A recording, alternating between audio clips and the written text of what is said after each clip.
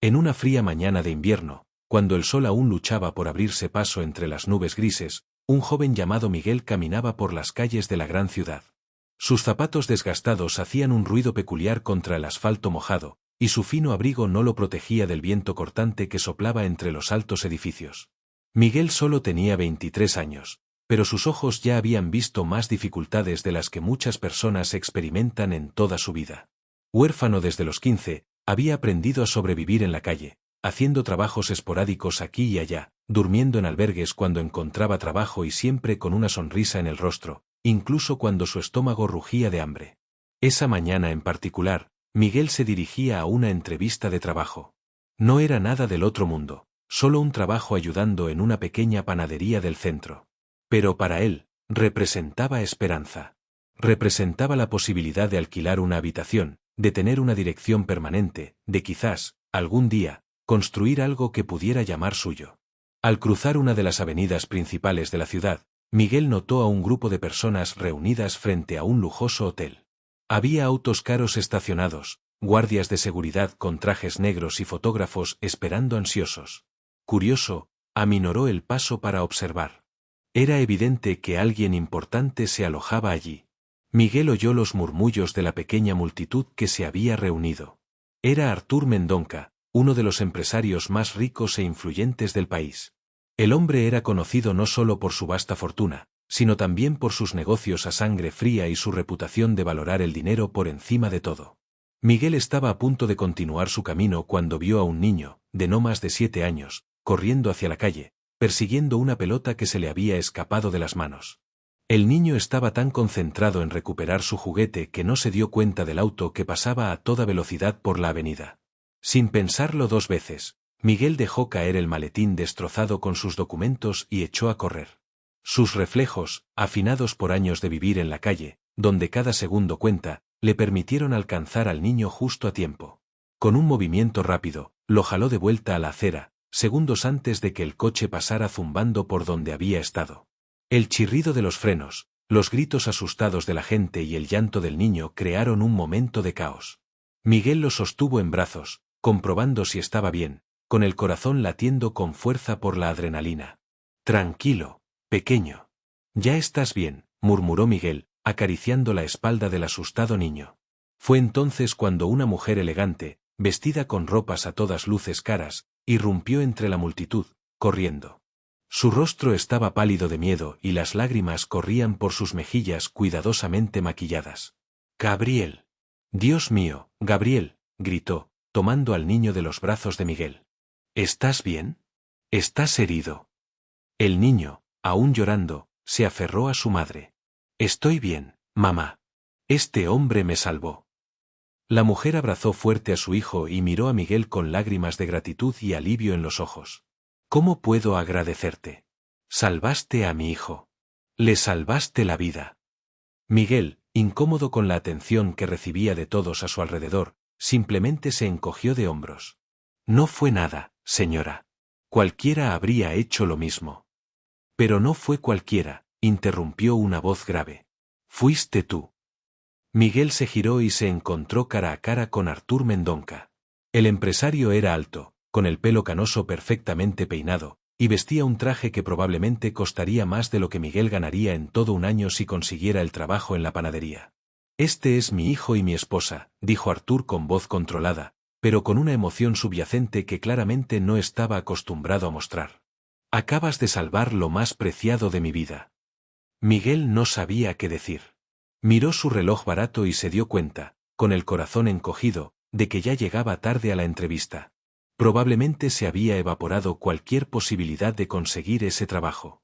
Tengo que irme», balbuceó Miguel, mientras se alejaba.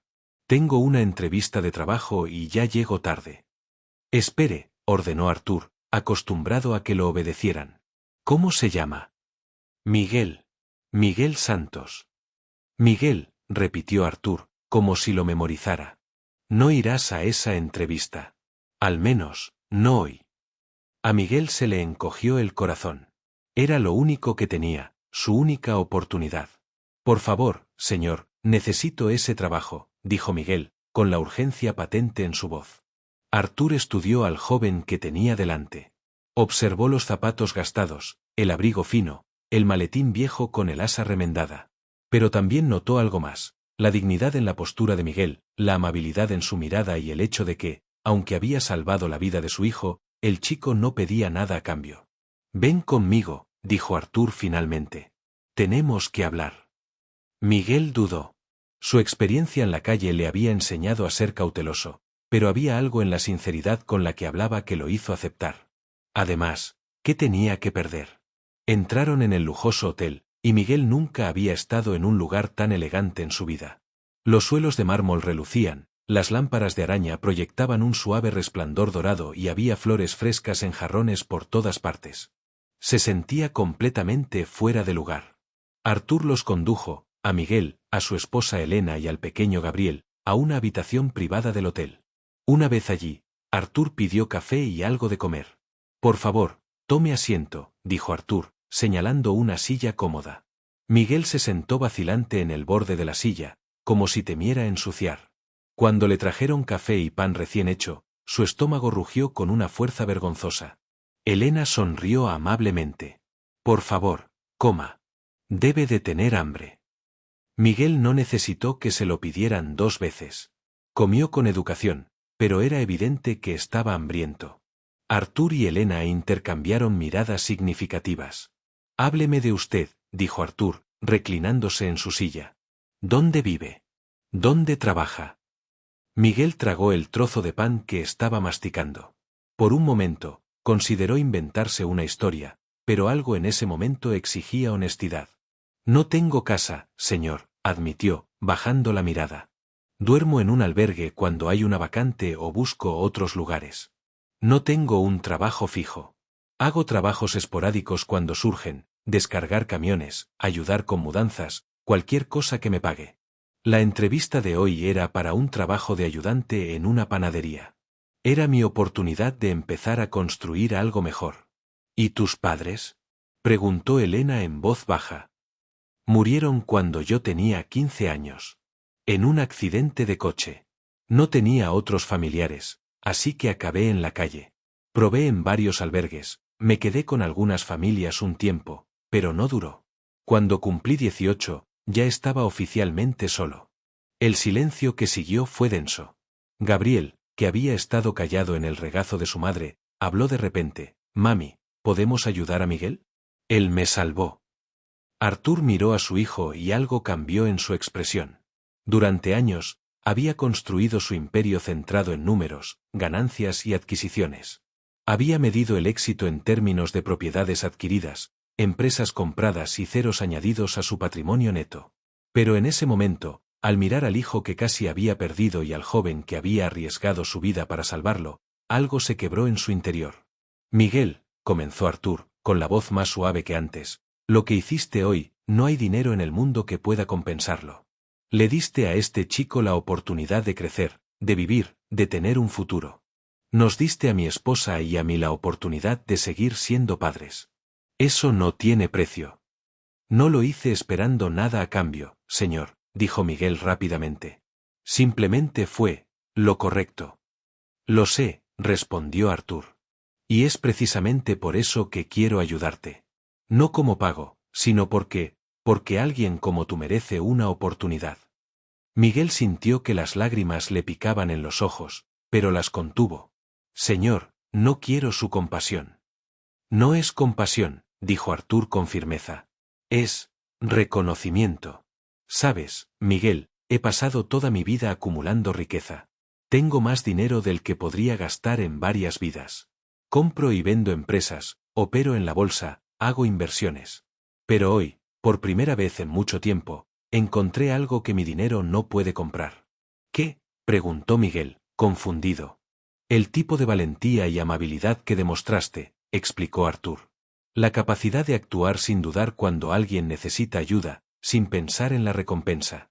La humanidad pura que te hizo arriesgar tu vida por un desconocido. Eso, Miguel, es algo que ningún dinero puede comprar.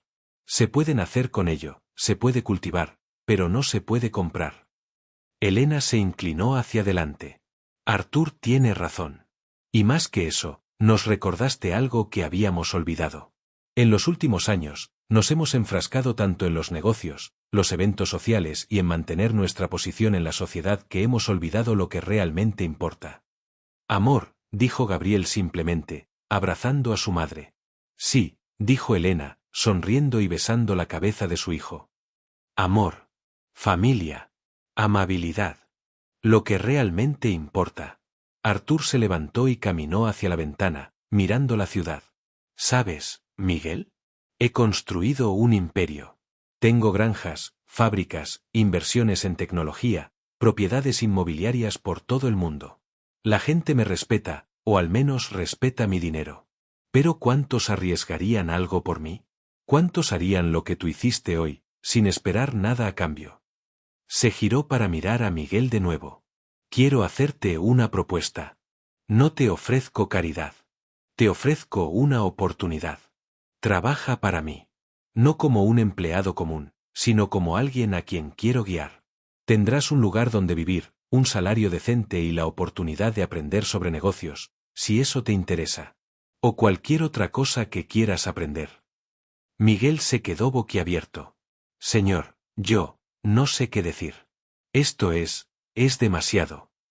No lo es, insistió Arthur. Salvaste a mi hijo. Eso significa todo para mí. Y además, creo que podemos aprender mucho el uno del otro. Puedes enseñarme sobre valentía y bondad genuina. Y tal vez pueda ayudarte a construir el futuro que mereces. Pero no tengo educación formal, protestó Miguel. No terminé la preparatoria. No sé prácticamente nada de negocios ni... Tienes algo más importante, interrumpió Elena. Tienes carácter. Y puede que eso no esté en ningún currículum, pero vale más que cualquier diploma. Miguel miró a las 3 personas frente a él, la familia a la que había salvado, pero que ahora se ofrecían a salvarlo también.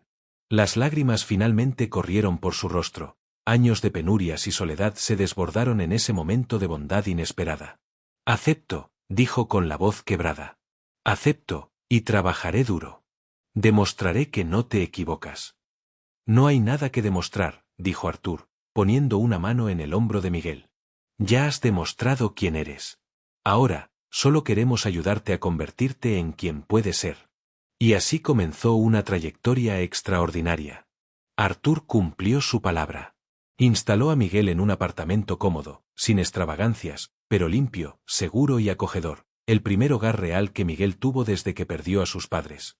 También se encargó de que Miguel regresara a la escuela, terminando la preparatoria en un programa para adultos. Pero más que eso, Arthur pasaba tiempo con Miguel. Lo llevaba a reuniones de negocios, no como asistente, sino como alguien que estaba aprendiendo.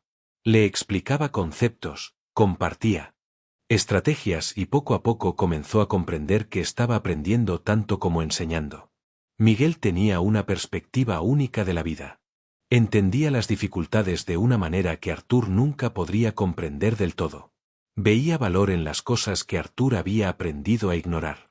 Y poco a poco, Miguel comenzó a influir no solo en Arthur, sino en toda la familia Mendonca. Una tarde, unos meses después de aquel fatídico día, Arthur estaba en su oficina cuando Miguel llamó a la puerta. Pase, llamó Arthur, levantando la vista de una pila de documentos. Miguel entró, con aire vacilante. Señor, ¿puedo hablar con usted de algo? Por supuesto. Y Miguel, por favor, llámeme Arthur. Se lo he dicho varias veces. Miguel sonrió. Incluso después de meses, seguía sintiéndose cómodo con tanta informalidad. Arthur, empezó, sentándose, he estado pensando mucho. En todo lo que tú y Elena han hecho por mí. Y me gustaría proponerte algo. Te escucho. Has sido generoso desmesuradamente. Pero no quiero solo recibir.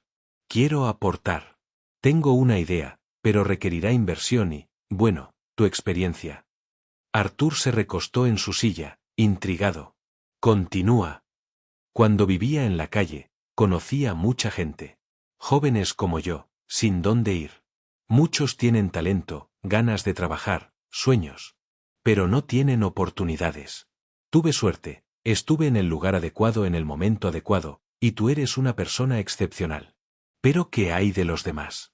Arthur empezó a comprender hacia dónde se dirigía Miguel. Quiero crear un programa, continuó Miguel, sus palabras cobraban velocidad a medida que crecía su entusiasmo. Un lugar donde los jóvenes sin hogar puedan aprender habilidades.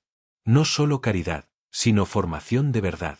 Carpintería, tecnología, cocina, cualquier cosa que les dé la oportunidad de un empleo real. Y más que eso, un lugar donde puedan recuperar su dignidad. Dignidad, repitió Artur, saboreando la palabra. Sabes, Miguel, en todos mis años en el mundo empresarial, poca gente usa esa palabra. Es porque muchos no saben lo que es no tenerla, dijo Miguel en voz baja. Cuando estás en la calle, cuando la gente te mira hacia otro lado, cuando te vuelves invisible, pierdes parte de ti mismo. Quiero ayudar a la gente a recuperar eso. Artur guardó silencio un largo rato, observando al joven que tenía delante. En tan solo unos meses, Miguel había crecido en muchos aspectos. No se trataba solo de su apariencia, aunque estaba más sano, vestía bien y comía bien. Era algo más profundo. Ahora tenía confianza, pero no de la arrogancia. Era la confianza de alguien que conoce su valor y quiere compartirlo con los demás. Es un proyecto ambicioso, dijo Artur finalmente. Requerirá mucho más que dinero. Necesitará planificación, socios, gente dedicada. Miguel asintió, esperando el rechazo cortés. Entonces mejor empecemos pronto, dijo Artur sonriendo. Porque me apunto. Miguel lo miró asombrado. ¿De verdad? Totalmente, confirmó Artur. De hecho, iré más allá. Vamos a convertir esto en una fundación. La Fundación Segunda Oportunidad. Y Miguel, quiero que seas el director. ¿Yo? Pero si apenas terminé la preparatoria. No. Tienes todo lo que se necesita, interrumpió Artur. Tienes empatía. Entiendes a las personas a las que vamos a ayudar porque fuiste una de ellas. Tienes pasión y visión. Podemos contratar gente para que se encargue de la parte administrativa, pero el alma de este proyecto debe venir de ti. En los meses siguientes, la Fundación Segunda Oportunidad empezó a tomar forma. Artur invirtió importantes recursos en el proyecto, pero lo más importante es que arriesgó su nombre y reputación.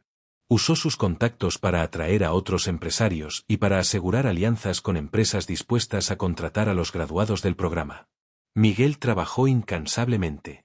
Visitó albergues, habló con jóvenes de la calle y comprendió sus necesidades. Reclutó instructores que no solo conocían su oficio, sino que también tenían pasión por la enseñanza. Se aseguró de que el programa no se centrara solo en habilidades técnicas, sino también en reconstruir la autoestima y la confianza. Elena también se involucró profundamente en el proyecto. Había sido diseñadora de interiores antes de casarse y utilizó sus habilidades para crear espacios acogedores e inspiradores. Quería que cualquier joven que entrara por las puertas de la fundación sintiera que era un lugar de esperanza, no de caridad. Incluso el pequeño Gabriel participó.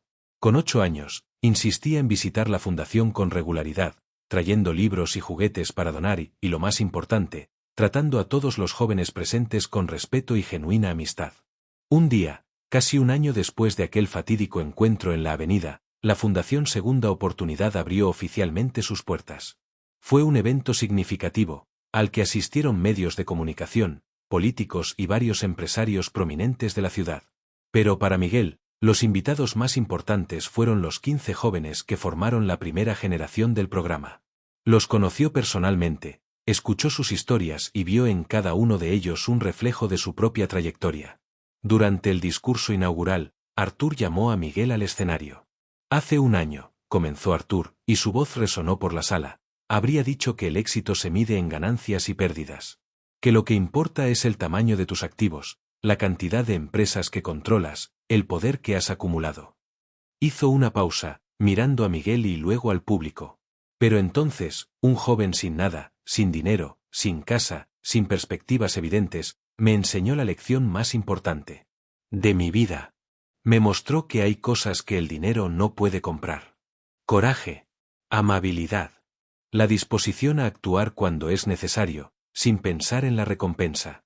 Y más que eso, me mostró que cada persona, sin importar sus circunstancias, tiene valor y potencial. El público guardó silencio, atento a cada palabra. Miguel salvó a mi hijo, continuó Artur, con la voz entrecortada por la emoción. Pero más que eso, Me salvó a mí. Me salvó de una vida donde lo tenía todo, pero entendía poco. Donde era rico en recursos, pero pobre en un propósito real. Esta fundación no es caridad. Es justicia. Es reconocer que el talento y el carácter no son exclusivos de los ricos. Existen en todas partes, y nuestra responsabilidad es crear oportunidades para que florezcan. Artur se volvió hacia Miguel. Miguel, llegaste sin nada, pero lo trajiste todo. Nos recordaste lo que realmente importa. Y por eso, te estaremos eternamente agradecidos. Ahora, me gustaría que dijeras unas palabras. Miguel se acercó al micrófono con las piernas temblorosas. Un año atrás, se dirigía a una entrevista de trabajo en una panadería, con la esperanza de ganar el salario mínimo. Ahora, se encontraba frente a algunas de las personas más poderosas de la ciudad, a punto de lanzar una fundación que llevaría adelante su sueño de ayudar a los demás. No soy bueno con las palabras bonitas, empezó, y algunos del público rieron suavemente. Pero sé lo que es luchar. Sé lo que es acostarse con hambre, frío, sintiéndose invisible. Sé lo que es perder la esperanza. Miró a los 15 jóvenes sentados en las primeras filas, con los ojos brillantes por las lágrimas contenidas. Pero también sé lo que son las segundas oportunidades. Sé que una persona puede cambiar su vida. Artur y Elena no solo me dieron un trabajo o un lugar donde vivir. Me devolvieron la dignidad. Me hicieron sentir que importaba. Miguel respiró hondo. Y eso es lo que queremos hacer aquí. No solo vamos a enseñar habilidades, aunque eso es importante. Le diremos a cada persona que entre por esas puertas, eres importante. Tienes valor. Tienes potencial. Y creemos en ti. Sonrió entre lágrimas. Hace un año, ofrecí lo único que tenía para dar, acción en el momento oportuno. No era mucho, pero era todo lo que podía ofrecer. Y Artur tomó ese don y lo convirtió en algo más grande de lo que jamás podría imaginar. Ahora, juntos, ofreceremos a otros lo que me ofrecieron a mí, esperanza, oportunidad y la posibilidad de descubrir quiénes pueden ser. El público se puso de pie en aplausos, pero Miguel apenas se dio cuenta. Miraba a los jóvenes de la primera fila, viendo en sus rostros la misma mezcla de esperanza y miedo que él había sentido un año atrás. Y les hizo una promesa silenciosa a cada uno, no los defraudaría. Los meses siguientes fueron intensos. La fundación empezó pequeña, pero con grandes intenciones. Los 15 jóvenes de la primera clase trabajaron duro, aprendiendo no solo habilidades técnicas, sino también a presentarse en entrevistas, a comportarse profesionalmente, a administrar el dinero, todas esas cosas que muchas personas aprenden de forma natural al crecer en hogares estables, pero que son un misterio para quienes crecen en la calle. Miguel estaba allí todos los días, a veces llegando antes que los instructores. Y se iba detrás de los estudiantes. Conocía a cada joven por su nombre, conocía sus historias, sus miedos, sus sueños. Era un mentor, un amigo y un ejemplo vivo de que el cambio era posible. Una tarde, Miguel estaba en su oficina. Todavía era extraño pensarlo. Tenía una oficina, cuando una de las estudiantes, una joven de 19 años llamada Julia, llamó a la puerta. «Miguel, ¿tienes un minuto?», preguntó tímidamente. «Siempre», respondió él, señalando la silla frente a su escritorio. «¿Qué pasa?». Julia se sentó, sus manos jugueteando nerviosamente con el dobladillo de su camisa. «Yo tengo una oferta de trabajo». Miguel sonrió ampliamente. «Julia, qué maravilloso. Cuéntamelo todo». «Es en una empresa de diseño gráfico. Les gustó mi portafolio. Es solo un puesto de junior, pero es real. Es un trabajo de verdad». Las lágrimas comenzaron a correr por su rostro. Miguel, hace 6 meses dormía en paradas de autobús. Y ahora tengo un trabajo. Un futuro. Miguel rodeó el escritorio y abrazó a la joven. Siempre tuviste un futuro, Julia. Solo necesitabas una oportunidad para demostrarlo. Pero fuiste tú, sollozó. Tú, Artur y Elena. Me diste esa oportunidad. No, dijo Miguel con dulzura, apartándose para mirarla.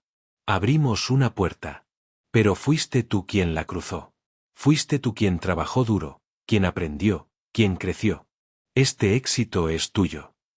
Historias como la de Julia comenzaron a multiplicarse. De los 15 jóvenes de la primera promoción, 12 consiguieron empleos estables a los 6 meses de graduarse. Los otros 3 optaron por continuar sus estudios gracias a becas que la fundación había ayudado a conseguir. El éxito del programa llamó la atención. Otras empresas comenzaron a contactar con la fundación, ofreciendo colaboraciones. Más jóvenes comenzaron a llegar, buscando una oportunidad. Y Artur, al ver el verdadero impacto que estaba teniendo el proyecto, decidió expandirse.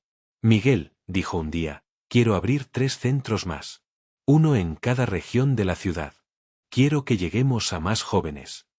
Miguel estaba emocionado, pero también preocupado. Artur, eso es genial, pero debemos asegurarnos de mantener la calidad. No quiero que esto se quede solo en números. Cada persona importa. Estoy totalmente de acuerdo, dijo Artur. Y por eso quiero que lideres la expansión. Sabes lo que es importante. No nos dejarás perder de vista nuestra misión. Fue en ese momento que Artur se dio cuenta de algo profundo. Había empezado este proyecto pensando que estaba ayudando a Miguel y a otros jóvenes. Pero la verdad era que ellos lo estaban ayudando a él.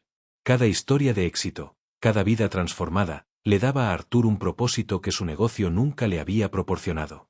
Una noche, en una cena familiar, algo que se había vuelto más frecuente y apreciado por los Mendonca, Gabriel le preguntó: «Papá, ¿estás contento?». Artur hizo una pausa, con el tenedor a medio camino de la boca. Era una pregunta simple, pero lo hizo reflexionar. «¿Por qué lo preguntas, hijo?». «Porque ahora sonríes más», dijo Gabriel simplemente. «Antes, siempre estabas preocupado por el trabajo. Ahora, sonríes cuando hablas de la fundación». Elena tomó la mano de Artur y ambos intercambiaron una mirada. Su hijo, en su inocencia, había identificado algo profundo. «Tienes razón, Gabriel», admitió Artur. «Ahora soy más feliz». «¿Sabes por qué?». «Porque ahora entiendo algo importante. El dinero es útil, puede hacer muchas cosas. Pero no puede comprar lo que realmente importa. No puede comprar el brillo en los ojos de un joven cuando consigue su primer trabajo. No puede comprar la gratitud genuina de una madre cuyo hijo ha encontrado un camino mejor. Y ciertamente no puede comprar la clase de valentía y bondad que Miguel demostró cuando te salvó». «Miguel es mi héroe», declaró Gabriel. «Cuando sea grande, quiero ser como él». Artur sonrió. «Miguel es un héroe para mucha gente ahora. Incluida la mía». En los años siguientes, la Fundación Segunda Oportunidad creció más allá de todas las expectativas. Se abrieron centros no solo en diferentes partes de la ciudad, sino también en otras ciudades. Miles de jóvenes pasaron por el programa, y la tasa de éxito se mantuvo impresionantemente alta. Miguel, que ya rondaba los 30, se había convertido en una figura respetada en el campo del trabajo social. Dio conferencias, fue consultor para otras organizaciones y lo invitaban con frecuencia a compartir su experiencia. Pero, por muy ocupado que estuviera, siempre se aseguraba de pasar tiempo en los centros, hablando con los jóvenes y recordando sus orígenes. También había terminado la universidad, estudiando de noche y trabajando de día. Artur se había ofrecido a pagarlo todo, pero Miguel insistió en una beca basada en el mérito. «Necesito hacerlo yo mismo», explicó. «Necesito saber que lo merezco». Artur lo comprendió. Esta dignidad, esta autoestima, formaba parte de lo que hacía de Miguel quien era. Un día, 5 años después de aquella trascendental reunión, la fundación celebraba un hito, el graduado número 1000 del programa. Fue un gran evento, al que asistieron celebridades, políticos y medios de comunicación. Pero el invitado de honor fue un joven llamado Pedro, que representaba a todos los que habían pasado por el programa. Pedro había llegado a la fundación 2 años antes, tras pasar casi 3 años en la calle. Ahora, estaba a punto de fundar su propia pequeña empresa tecnológica, tras haber descubierto su talento para la programación durante su estancia allí.